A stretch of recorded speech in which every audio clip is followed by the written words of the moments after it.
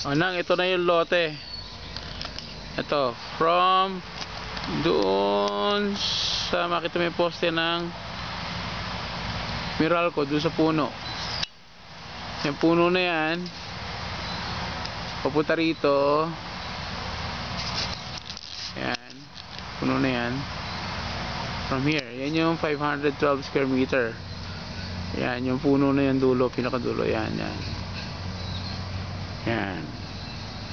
Kanyang kalaki. Ito yung puno ng mangga. Puno ng mangga. So meron ka ng fruit bearing dyan. Mangga. So design talaga siya na tayuan mo ng ano, ng bahay. Patag siya. So medyo elevate lang yung bahay, maganda na. Sa kabila nun ay may creek siya. Doon, tabihan ng tulay, malapit kayo sa tulay. And then may mga mangga. Yan. So ikot kami, ikutin ko, papaligiran ko yung lupa mo. Yan. Ito yung iba. Yan. Yan.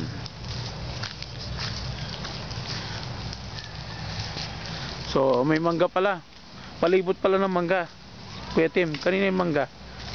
Sakop din. Sakop yun, sakop. Yun Sakop. yung boundary. Sakop din yung mangga. So paligid pala ng mangga. So marami kang magmamangga, magsasawa ka rito sa mangga. O yan.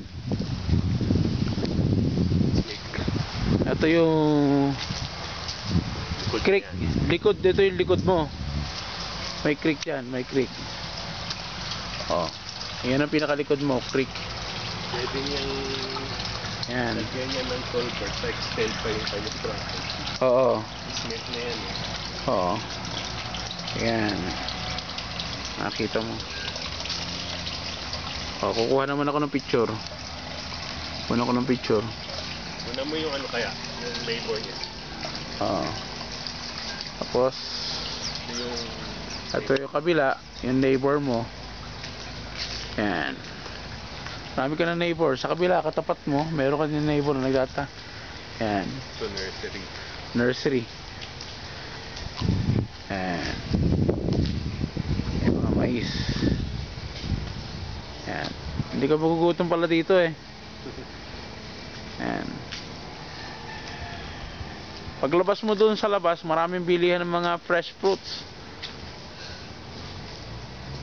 So, walang kagutom-gutom. Maganda. 1 minute away or wala pang 1 minute pag along the highway, 1 minute lang pagpasok. Maganda pala.